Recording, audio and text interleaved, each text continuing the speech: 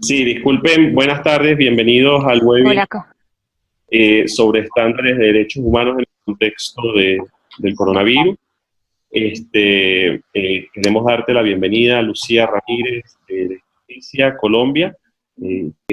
Vamos a iniciar con el webinar. Hoy nos trae el tema de discusión, son estándares de derechos humanos en el contexto del coronavirus.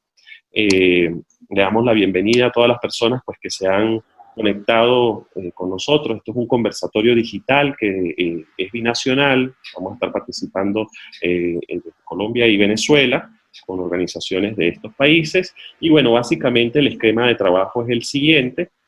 Esperamos que la duración de la reunión sea alrededor de 1 hora. Tenemos 3 ponencias, cada una de 15 minutos. La primera ponencia es sobre los estándares de derechos humanos en el contexto del coronavirus, a cargo de la profesora Mayda Ochevar, directora del Observatorio de Derechos Humanos de la Universidad de los Andes, que me acompaña hoy también. Luego vamos con la siguiente ponencia, que es análisis de las afectaciones de la población a la población migrante en el panorama general del coronavirus 2019 en Colombia, a cargo de la investigadora Lucía Ramírez, de la Organización de Justicia. Y luego yo les estaré hablando, mi nombre es Nelson Rivas, sobre la crisis humanitaria en Venezuela en el contexto del coronavirus. Y también les vamos a dar un panorama de la región andina y de Venezuela en general, ¿no? Vamos a tener un ciclo de preguntas y respuestas que van a cerrar la discusión. Para esto se espera que sean como unos 15 minutos. Les pedimos a las personas que mantengan sus micrófonos silenciados. Los que están en Venezuela pueden mantener su video apagado para que le rinda la banda ancha. Y en la sesión de preguntas y respuestas pueden hacer uso del espacio del chat en la aplicación de la aplicación Zoom, o también las pueden mandar, pueden alzar la mano y pedir la palabra. Entonces tomaremos por orden de petición. Entonces, bueno, sin dar más largas al inicio, le damos la bienvenida a la profesora Mayda Ochevar, quien nos va a hablar sobre los estándares de derechos humanos en el contexto del coronavirus. saludos especiales a todos los que están conectados, especiales saludos a Lucía, muchas gracias por estar aquí, muchas gracias a todos por estar aquí en estos momentos difíciles. Bueno, quiero hablarles pues de los estándares internacionales que están contenidos en los pronunciamientos de los órganos internacionales de derechos humanos.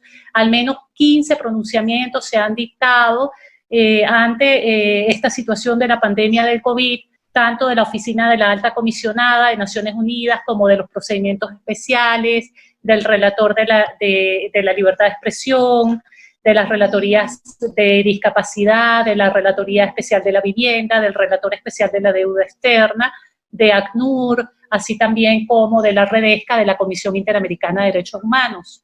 Estos pronunciamientos van desde el derecho a la salud, que incluye la salud gratuita, el acceso a agua potable como mecanismo de prevención del coronavirus, la libertad de expresión e información, también como parte del derecho a la salud, la protección e higiene en el trabajo y la importancia de una adecuada dotación de equipos de protección al personal de salud, la protección social, la vivienda como aspecto indispensable para poder llevar a cabo el confinamiento, el derecho al trabajo para no morir de hambre y evitar el empobrecimiento, la protección de la institucionalidad democrática, de manera que la declaración de estados de emergencia no se use para callar la disidencia, estigmatizar y restringir innecesariamente garantías democráticas. La importancia de que el tratamiento de COVID sea los derechos humanos el centro de las políticas a implementar y la dignidad humana el estándar esencial.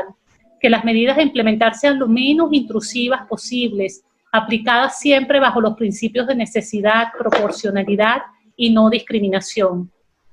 La diferencia de grupos vulnerables, la diferenciación de grupos vulnerables, adultos mayores, mujeres, personas con discapacidad, personas privadas de libertad, personas con enfermedades crónicas, migrantes forzados, han puesto especial atención en los migrantes venezolanos, ya de eso nos hablará Lucía, habitantes de poblaciones rurales aisladas, así como personas de bajos recursos.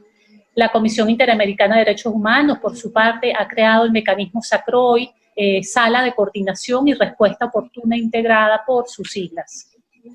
Bueno, el 6 de marzo del 2020, la Oficina de la Alta Comisionada de Naciones Unidas señaló que mientras que es esencial que los gobiernos introduzcan medidas para evitar la expansión del COVID, se deben también tomar acciones para minimizar el impacto negativo que esas medidas pueden tener en la vida de las personas, protegiendo especialmente a los más vulnerables, tanto médica como económicamente. Respecto a las mujeres, señala que las medidas pueden afectarlas en mayor proporción. Señala que las medidas frente al COVID pueden afectar en mayor proporción a las mujeres, ya que suelen ser ellas las que se quedan cuidando a los niños y a los adultos mayores. Se refiere también a la pérdida del salario, del trabajo, de los despidos, a la afectación a las pequeñas empresas, a los trabajadores informales y a las personas que son especialmente más pobres. Pide que los gobiernos apliquen políticas de todos los tipos para minimizar los efectos colaterales de las medidas, que las empresas apliquen políticas respecto a sus empleados, flexibilizando los trabajos. En suma, implementar medidas que mitiguen el impacto en los derechos económicos y sociales, así como dedicar recursos que permitan a las personas sobrevivir económicamente durante la prolongación de la crisis. Hace mención también a la importancia de la solidaridad y cooperación internacional, que se aplicaría tanto en ámbitos migratorios como en el hecho de que los países compartan sus buenas prácticas y experiencias. La información es muy importante que llegue a todo el mundo, incluida la gente con necesidades específicas, de manera que se pueda contrarrestar la información equivocada o prejuiciada. También insiste en la importancia del gobierno abierto y transparente que permita la participación de las personas en la protección de su propia salud, así como prestar atención a posibles situaciones de xenofobia y estigmatización.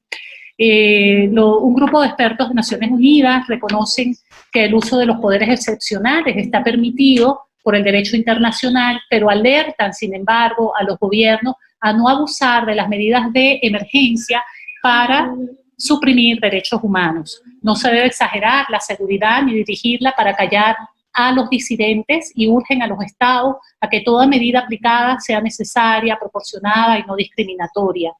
Insisten en que la declaración de estados de emergencia, sea por razones de salud o de seguridad nacional, debe estar siempre orientada por el derecho internacional. El uso de poderes excepcionales durante la emergencia debe declararse públicamente, debe informarse a los órganos de los tratados cuando se trate de limitar significativamente los derechos fundamentales. Finalmente, insisten en que en aquellos países en donde los efectos del virus estén disminuyendo, las autoridades deben procurar el retorno a la vida normal y evitar el uso de los poderes de emergencia para regular e inmiscuirse indefinidamente en la vida de los ciudadanos. La relatora de las personas con discapacidad pone la atención justamente sobre este grupo vulnerable, diciendo que las medidas a implementar, como las medidas de distanciamiento social y el aislamiento personal, pueden ser imposibles de cumplir para quienes requieren de apoyo para comer, vestirse o ducharse. Por lo tanto, los estados deben tomar medidas adicionales de protección social para garantizar la continuidad de los apoyos de una manera segura a lo largo de la crisis. Se refiere también a las personas discapacitadas, pero doblemente vulnerables porque están en establecimientos psiquiátricos, en prisiones, quienes, por supuesto, tienen mayor riesgo de contaminación. Urgió a los estados a establecer protocolos para emergencia de salud pública a fin de garantizar que cuando los recursos médicos sean limitados, no se discrimine a las personas con discapacidad en el acceso a la salud, incluyendo las medidas para salvar vidas. Por su parte, el Comité de Expertas del Mecanismo de Seguimiento de la Convención de Belém do Pará pone la atención sobre las medidas que deben implementar los estados para atender la violencia contra las mujeres y las niñas durante esta crisis, como el establecimiento de albergues, la facilitación de mecanismos de denuncia de violencia de género, que se mantengan activas en suma todas las acciones y servicios necesarios para prevenir, atender, juzgar y sancionar la violencia contra las mujeres y las niñas. Por otra parte, en el caso de la Relatoría de la Libertad de Expresión, como dije, no solamente es la importancia de la libertad de expresión, sino que también la salud, el derecho a la salud no solamente depende, quiero decir, de un acceso a una atención médica, sino también del acceso a una información veraz acerca de la naturaleza de la amenaza que representa el virus, acerca de los medios para protegerse. La libertad de expresión incluye, por lo tanto, la libertad de informarse, de recibir y de impartir información, ideas y sin restricciones. Urgen a los gobiernos a proveer toda la información veraz acerca de la amenaza que supone el coronavirus, que esta información pueda llegar a todas las personas, inclusive a las personas que no tienen internet. También está preocupado por los gobiernos quienes en estos tiempos de crisis han bloqueado el acceso a internet, señalando que no hay ninguna justificación ni de orden público ni de seguridad nacional para restringir el acceso a internet en este momento. Urge, por supuesto, a los estados a proteger a los periodistas, permitir el acceso de estos a la información y también expresan este grupo de relatores de libertad de expresión la preocupación por el creciente uso de medios tecnológicos de vigilancia que, si bien pueden ser importantes en este momento, le preocupa que estos medios se usen de manera ilimitada y que puedan vulnerar los derechos individuales a la privacidad y a la no discriminación. El experto sobre el impacto de la deuda en los derechos humanos hace un exhorto a los gobiernos para que consideren la introducción de un ingreso básico universal de emergencia, especialmente para las personas vulnerables. Se refiere también a los trabajadores del sector informal, a los trabajadores autónomos, quienes al no poder salir de su casa ven mermados significativamente sus ingresos. Por otra parte, los expertos también de Naciones Unidas han hecho un señalamiento muy especial para que los gobiernos garanticen el suministro fluido y sin cortes del agua potable, considerando pues que es un mecanismo especial, un medio especial, el más importante para la prevención frente al virus. Le preocupa especialmente los grupos vulnerables, las personas que viven en asentamientos informales, las personas sin hogar, las poblaciones rurales, las mujeres, los niños y niñas, las personas mayores, las personas con discapacidad, los migrantes y las personas refugiadas. También cabe señalar que hay un manifiesto de la alta comisionada con respecto a la situación de quienes están privados de libertad. En muchos países, si no la mayoría, los centros de reclusión están atestados, en algunos casos, de manera peligrosa. Esto incentiva pues la posibilidad de que haya contagio entre los internos y también, por otra parte, señala las condiciones deplorables higiénicas de los centros de salud. Y esto se hace imposible en esos centros aplicar el distanciamiento físico y el aislamiento. Es esencial, por lo tanto, que los planes para afrontar la crisis, los gobiernos aborden la situación de las personas reclusas a fin de protegerlas, así como también al personal de los centros penitenciarios. Las autoridades deben seguir atendiendo las necesidades sanitarias, también especialmente de las mujeres reclusas y aún más si se encuentran embarazadas o están en condición de discapacidad. Hace un exhorto a liberar a aquellos reclusos que han sido detenidos sin motivos jurídicos suficientes y, por supuesto, a los presos políticos, señalando que una vez liberados deben ser sometidos a exámenes médicos y un seguimiento sanitario especial. También le preocupa a la alta comisionada el tema del aislamiento de las personas privadas de libertad, exhortando a los gobiernos a instalar sistemas de videoconferencia, a ampliar el tiempo de conexión telefónica de las personas privadas de libertad con sus familiares. Hay una preocupación también especial en el caso de los gobiernos que amenazan con penas de prisión a quienes desobedezcan las normas de confinamiento. Considera la alta comisionada que la ejecución de esas amenazas podría agravar la mala situación que ya existe en los centros de reclusión y, por supuesto, contribuiría poco a frenar la propagación de la pandemia.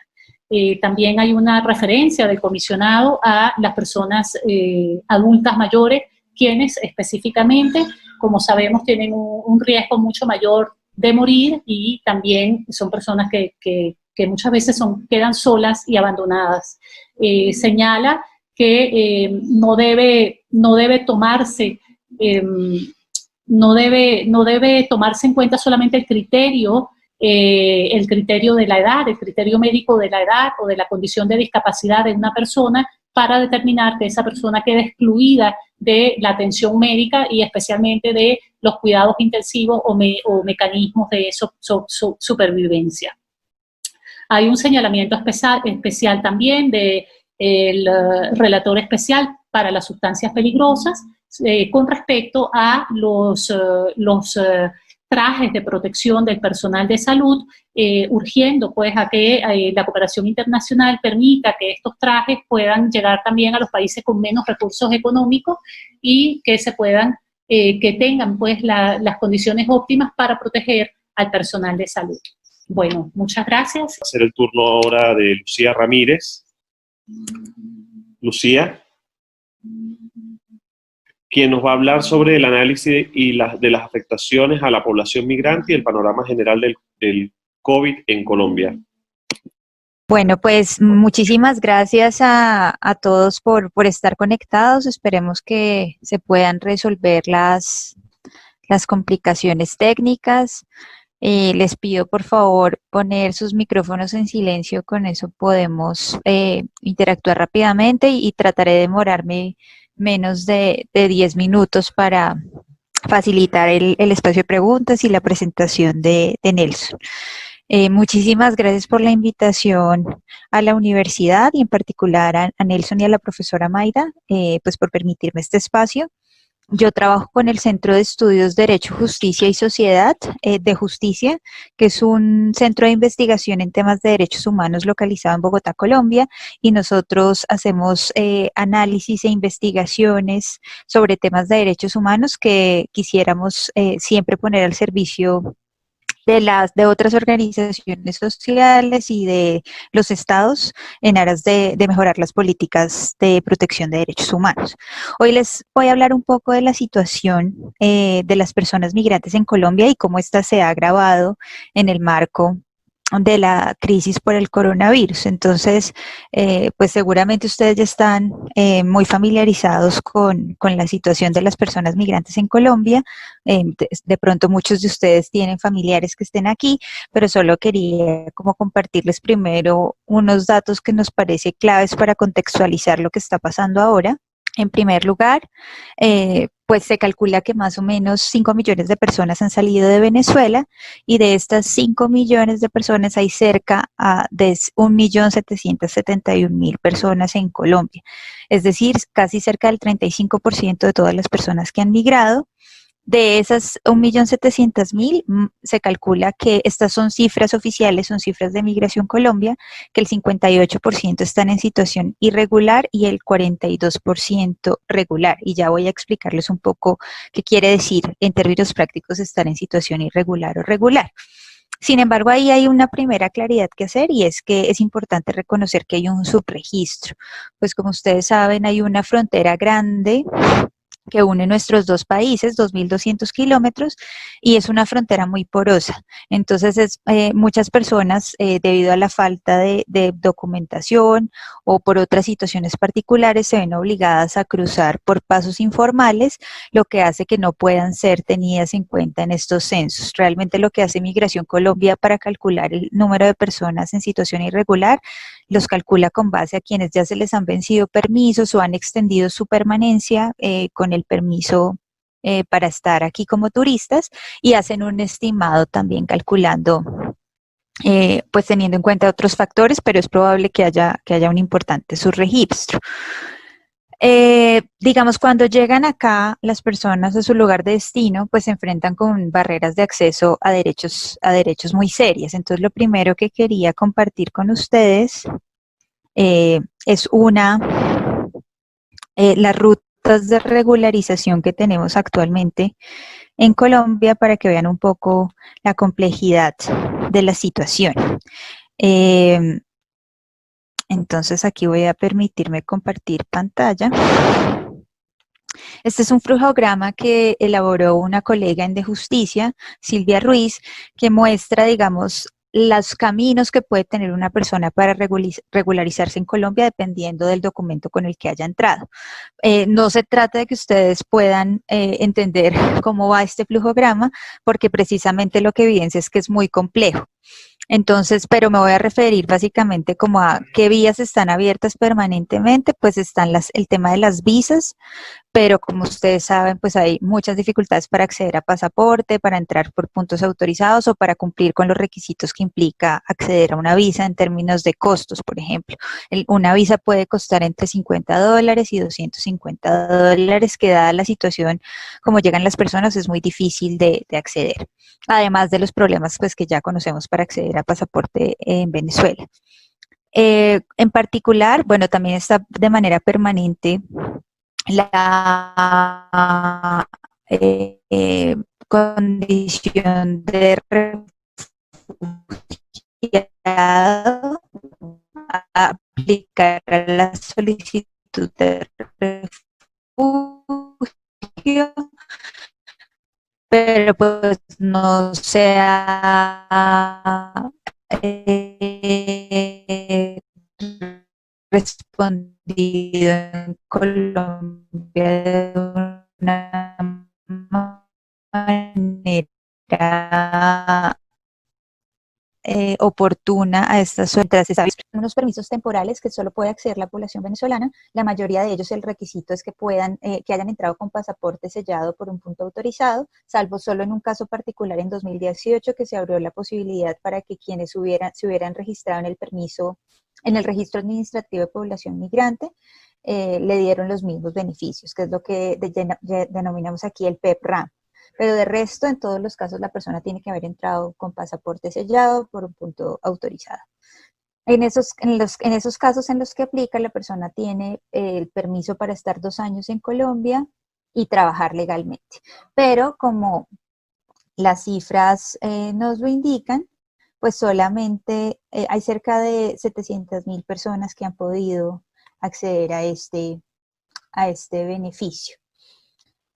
Que es casi el 40% de la población total que está acá en Colombia. Esto es un avance importante, pero el problema es que para poder acceder a o a esa ruta de regularización, los canales no están abiertos todo el tiempo, o sea, no se puede solicitar en cualquier momento y depende de la fecha de ingreso de la persona. Entonces, pues eso ha hecho que en este momento sea mayor la proporción de personas que están en situación irregular que las que están regulares.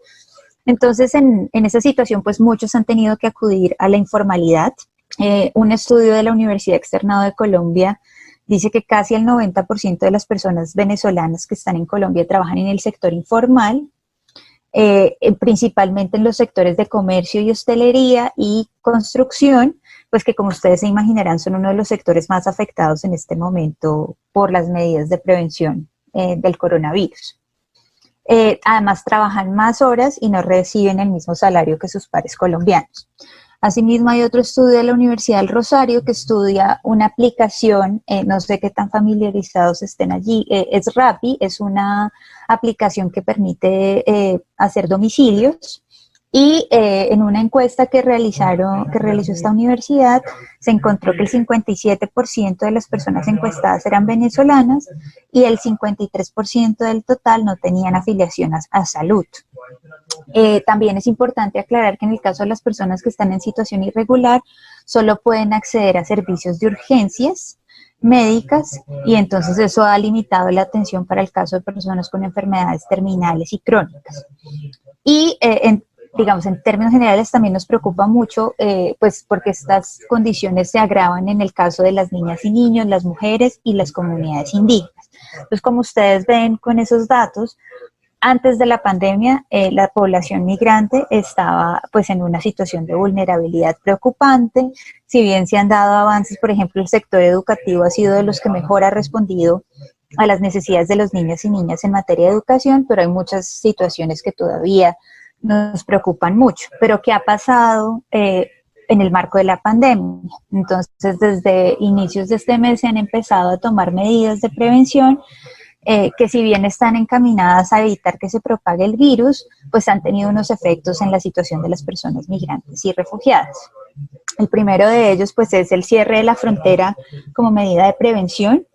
Pues digamos, no se permite el cruce por los puntos autorizados en todo el país, sin embargo, pues las personas debido a la necesidad han tenido que seguir migrando.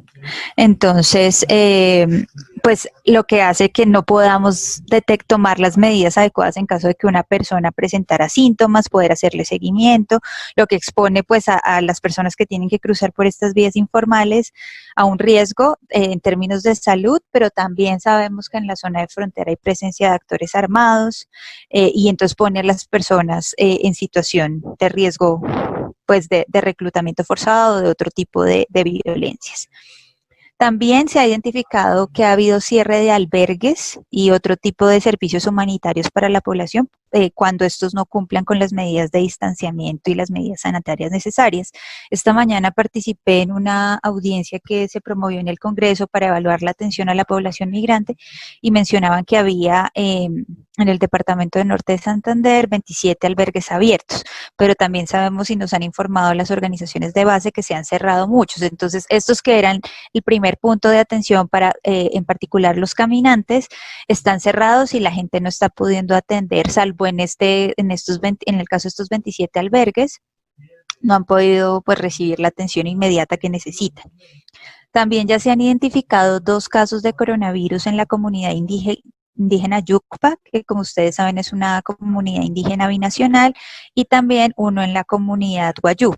En el caso particular de la comunidad Yucpa, pues ellos ya venían viviendo una situación muy crítica, estaban en asentamientos informales en Cúcuta, habían sido amenazados por algunos actores armados, se presentaban situaciones de desnutrición, entonces nos preocupa mucho pues que se hayan presentado estos 2 casos porque además no tienen las medidas, ni siquiera el acceso al agua potable para poder lavarse las manos o tomar medidas de prevención de la transmisión del virus. En varias ciudades, pero en Bogotá es uno de los casos pues más visibles. Varias personas han sido expulsadas de los cuartos que arrendaban. Aquí hay una modalidad que se llama el pagadiario y es como las personas pagan cada noche como si fuera un hotel, pero pues es un albergue y pagan cada noche. Y a muchas personas fueron expulsadas pues porque como no han podido salir a trabajar a buscar sus ingresos diarios, no pueden pagar esa noche. A pesar de que el gobierno pues ha hecho llamados para que no, para decir que estos desalojos en el marco de la cuarentena están prohibidos.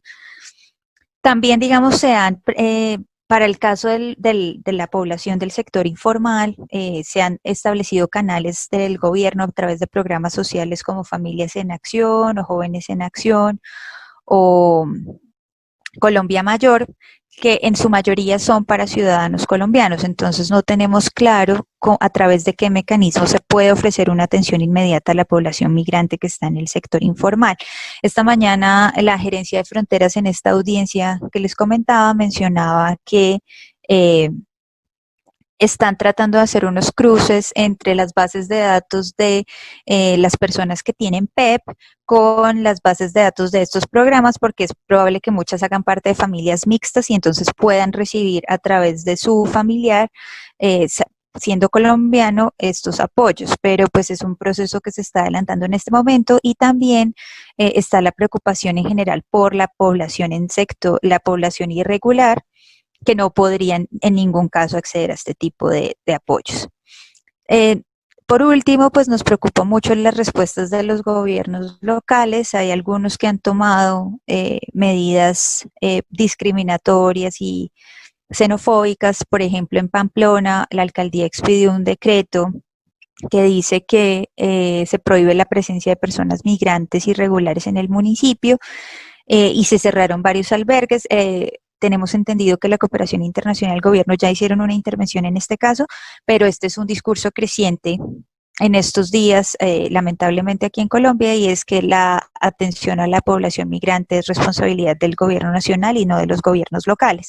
Ahí, digamos, hemos sido enfáticos y el día de ayer tuvimos un webinar sobre este tema también con algunos invitados y estuvo la profesora Ligia Bolívar también de la Universidad Católica Andrés Bello y que está con De Justicia este año.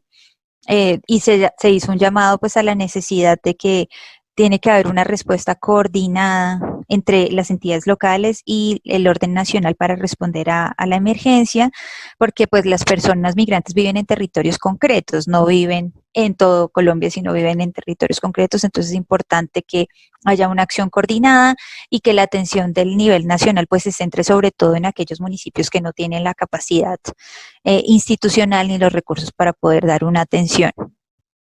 Nos decían que ya se habían priorizado planes de atención en 3 municipios que son, pues digamos, los más vulnerables, que es en Soacha, que es un municipio que queda al sur de Bogotá, Villa del Rosario, que ustedes saben, pues está en la frontera, hace parte de la zona, está al lado de Cúcuta, y Maicao, que está en el departamento de La Guajira, también en la frontera.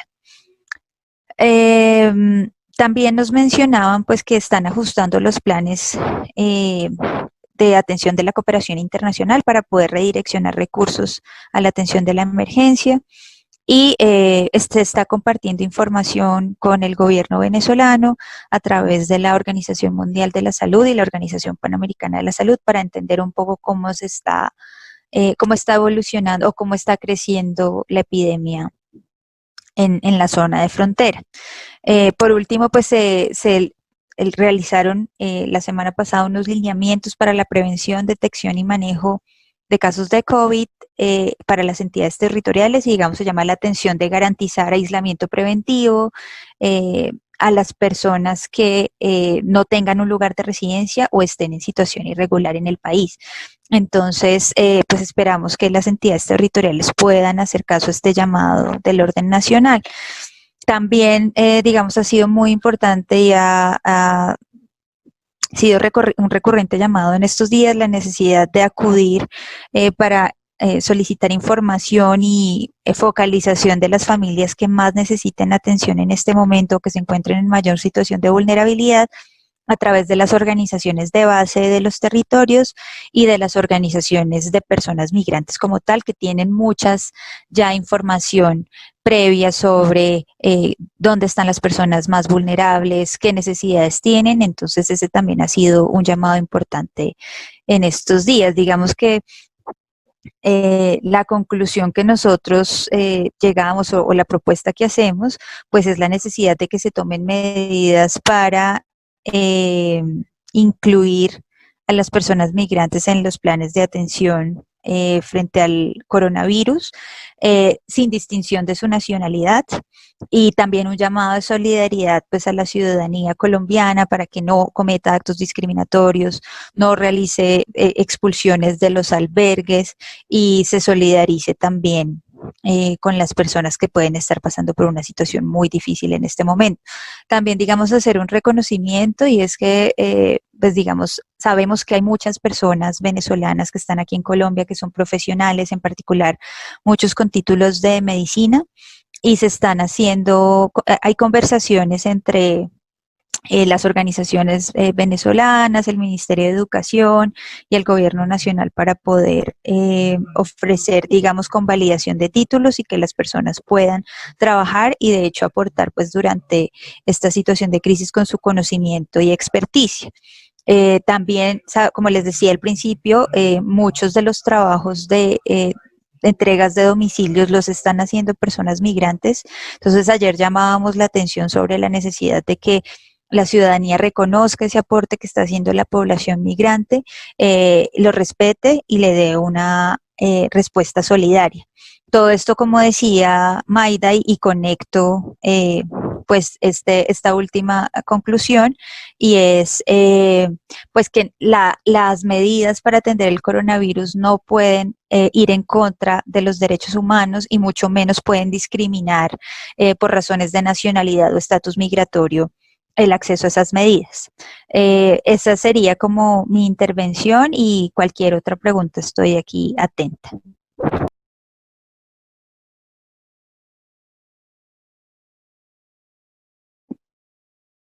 Muchas gracias, Lucía, por tu intervención.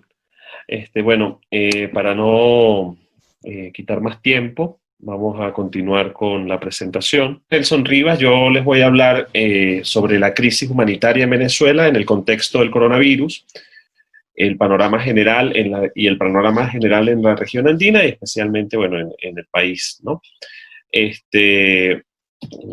Están otra vez las personas conectándose, ya tenemos 11 participantes. Bueno, básicamente la estructura de lo que yo vengo a decirles hoy lo vamos a dividir de la siguiente manera: contexto país, vamos a hablar sobre la emergencia humanitaria en Venezuela.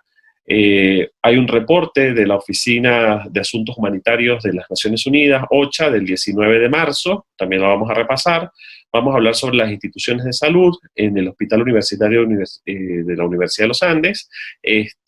Vamos a hablar sobre la situación de los servicios públicos, especialmente el acceso al agua, a la electricidad, el gas doméstico y las afectaciones al derecho a la educación e información. Haremos referencia a las restricciones de movilidad y vamos a ver las cifras del COVID actualizado para Venezuela, ¿no? Contexto país. Bueno, Venezuela se encuentra en una emergencia humanitaria.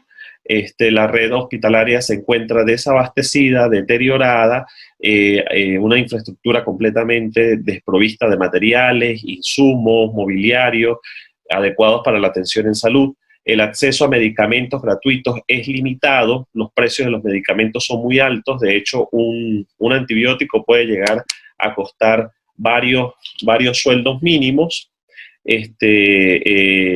Los servicios básicos como agua potable, electricidad, aseo urbano, gas, pues son bastante deficientes. Hay algunas regiones del país donde estos servicios tienen meses que no se prestan. Según un análisis de organismos privados y organismos privados nacionales, en Venezuela el 56% de los niños evaluados tienen en algún grado de desnutrición o está en riesgo de tenerla. Y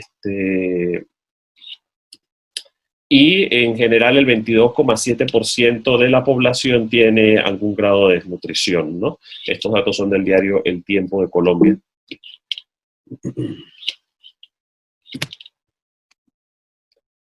El cáncer es un problema de salud que afecta a 66.103 hombres y mujeres en Venezuela.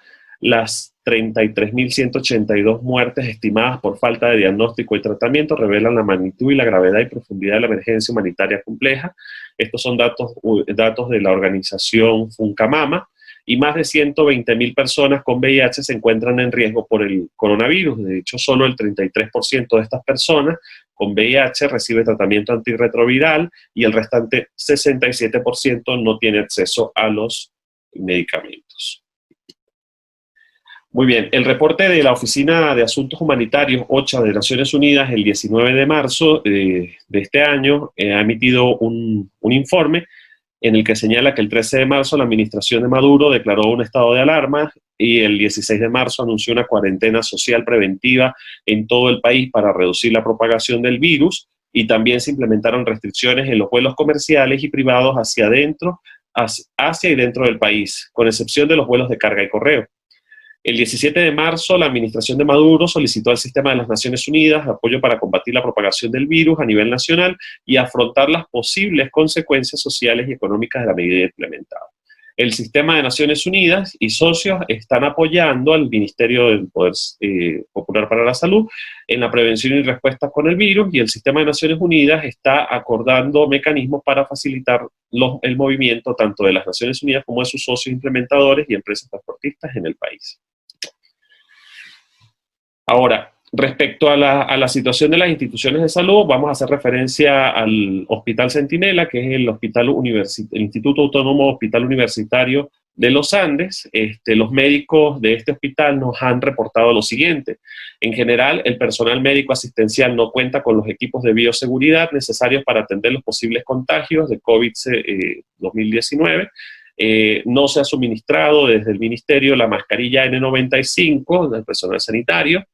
El IHULA tiene inventario de disponibilidad de apenas 22 kits de bioseguridad que cumplen con los parámetros de la Organización Mundial de la Salud, y estos son insuficientes, pues así dicen los médicos, que necesitan todos los trabajadores de salud de la institución, deben tener acceso a estos kits. El IHULA no tiene una área de aislamiento, entonces se ha dividido el área de emergencia en dos, con separaciones de plástico. En una se recibe todas las emergencias que son comunes del hospital, y en esta otra separación es donde están las personas que se encuentran con algún cuadro respiratorio agudo.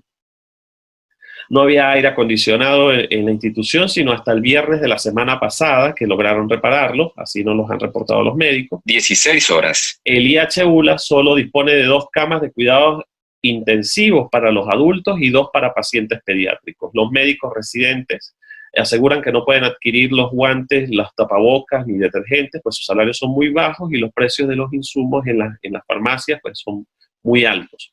Se necesitan al menos 300 cupos para surtir gasolina. La región se ha caracterizado por ser una de las regiones que más presenta altos niveles de escasez en materia de gasolina. Solo le permiten surtir a 160 vehículos entre motos y carros.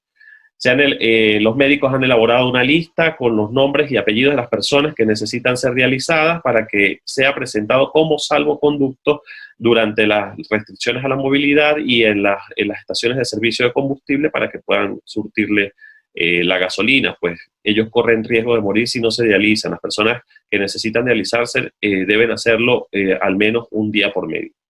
Las muestras tomadas por el personal pues lo hacen sin traje de protección. De la situación de los servicios públicos, el acceso al agua, las fallas han sido bastante graves. En la ciudad de Mérida se han registrado cortes del servicio por más de 14 horas continuas. En algunas zonas, en otras el servicio es intermitente. En cuanto a la electricidad, la región andina se reportan cortes constantes del servicio eléctrico que van desde las 2 horas hasta las 12 horas continuas, y aunado a esto se registran altibajos de tensión que deterioran los aparatos eléctricos. A nivel general, las telecomunicaciones se ven afectadas tanto con las interrupciones de servicio como con las fluctuaciones de voltaje. El gas doméstico, bueno, la distribución de gas doméstico es casi nula. En la región andina el estado Táchira es el más afectado, seguido por Mérida y Trujillo. Hay personas que no han accedido al servicio desde hace más de 4 meses y ante las fallas de electricidad se ven obligados a cocinar con leña. El Internet presenta fallas constantes con la conectividad y se ha reportado caídas totales del servicio que afectan a las comunicaciones de llamadas por teléfono y por Internet.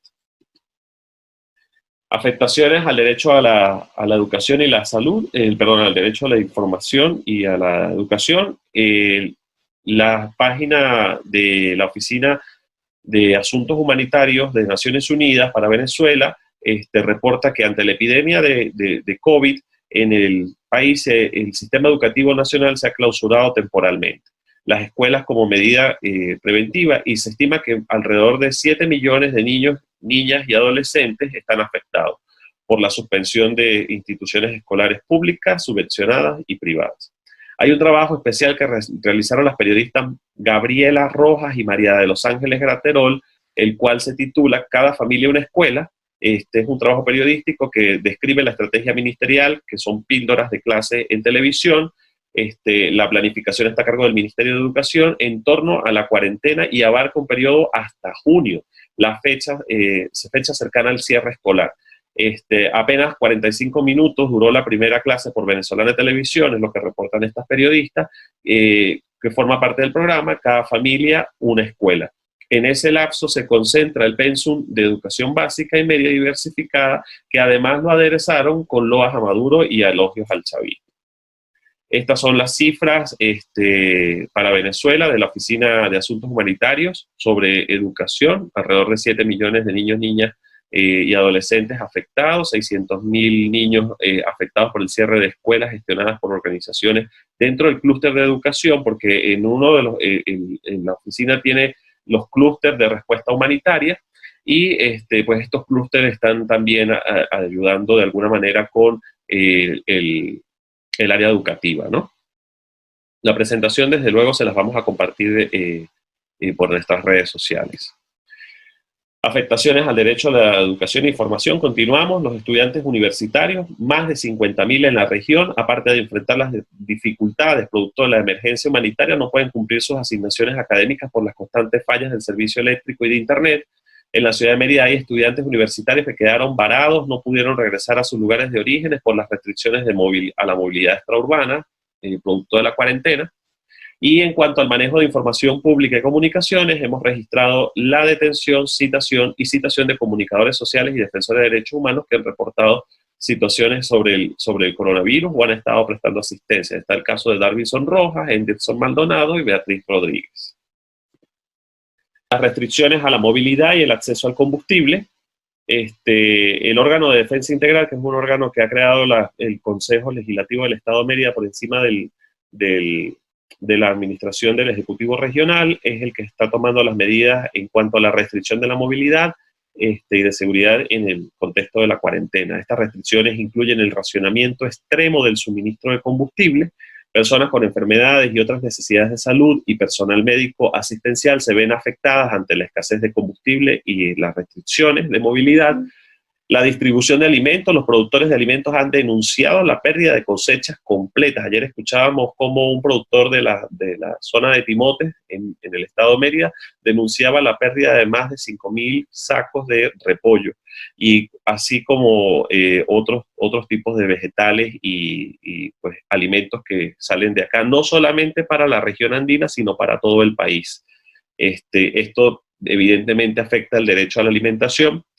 Se han implementado pruebas rápidas, comités de salud que están conformados por médicos cubanos y fuerzas de seguridad visitan las casas para realizar estas pruebas rápidas de sangre, no portan trajes de bioseguridad y publican reportes digitales con los datos personales y los resultados del paciente en cuestión. En el estado de Mérida se ha reportado a personas detenidas luego de las 2 de la tarde, pues esto es producto de las severas medidas de restricción de movilidad para evitar el contagio. Son llevadas a un comando policial y en un salón, todos juntos, les dictan una charla sobre el coronavirus por varias horas. Bueno, y finalmente quiero hacerle referencia a lo que es a nivel nacional la situación del coronavirus. Ayer la actualización del 1 de abril, desde la administración de Nicolás Maduro, fueron 144 casos confirmados en total, 102 se encuentran bajo supervisión médica y aislamiento, hay 3 personas que han fallecido y 39 se encuentran en recuperación satisfactoria.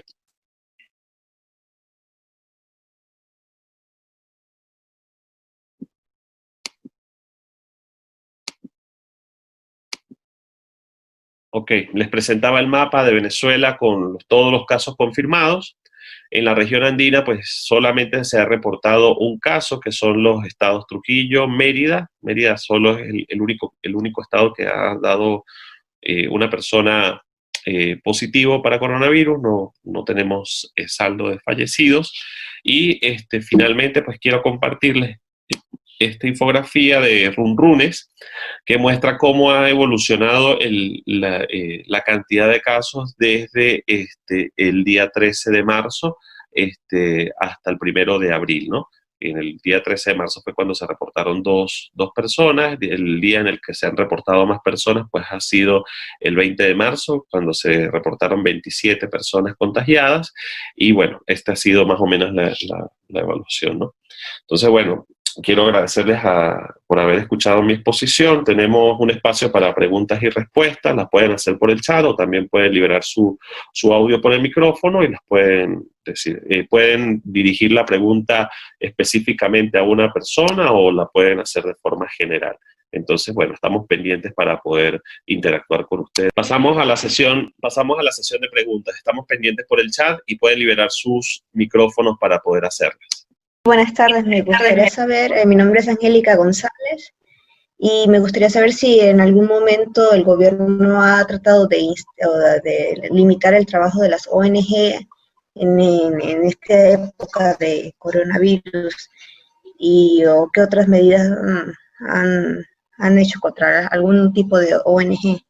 Bueno, no hemos tenido registro como tal. El único evento en que hemos tenido conocimiento ha sido la detención de un miembro del equipo jurídico del movimiento Vino Tinto, el cual fue liberado con medidas cautelares. Pero hasta ahora no hemos tenido algún otro registro sobre el trabajo de las organizaciones como tal. Hola, yo solamente quería comentar algo compartir algo que me han comentado muchas personas, específicamente cuando se trata de criterios, cuando se trata de criterios, vamos a decirlo así, contrapuestos. Por ejemplo, el gobierno de Nicolás Maduro ha establecido, ha dado la orden de congelar el pago de los alquileres. Y hay muchas personas, incluidas personas de adultos mayores, que realmente se mantienen gracias a cobrar algunos alquileres. Ese es su medio de manutención. Entonces, me hacen esa pregunta de cómo resolver o cómo podemos, vamos a decirlo así, ponderar esos dos derechos, el derecho de la persona que requiere el equipos pues, que permitan la supervivencia, como los ventiladores mecánicos, pero que se sabe que en la práctica y se está implementando lo que se llama la medicina de guerra, y que efectivamente pues en muchos países las personas mayores de cierta edad no están siendo consideradas para tratarlas ni para ningún, por supuesto mucho menos ventiladores, pero ningún tipo de tratamiento, sino dejarlas allí y esperar a que se mueran, ¿no? Entonces, claro, desde el punto de vista de los estándares de derechos humanos y cuando se habla de todos los derechos para todas las personas, esto parece que en los momentos difíciles no se puede aplicar. Entonces, algunas personas me han preguntado sobre esta, digamos, esta tensión que existe realmente cuando hay situaciones como la que estamos viviendo. Era simplemente para poner sobre el tapete eso.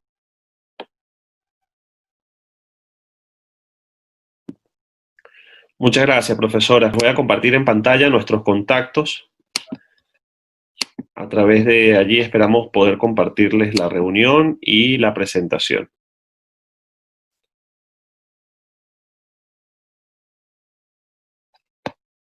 Yo creo que si no hay una pregunta, podemos terminar la reunión.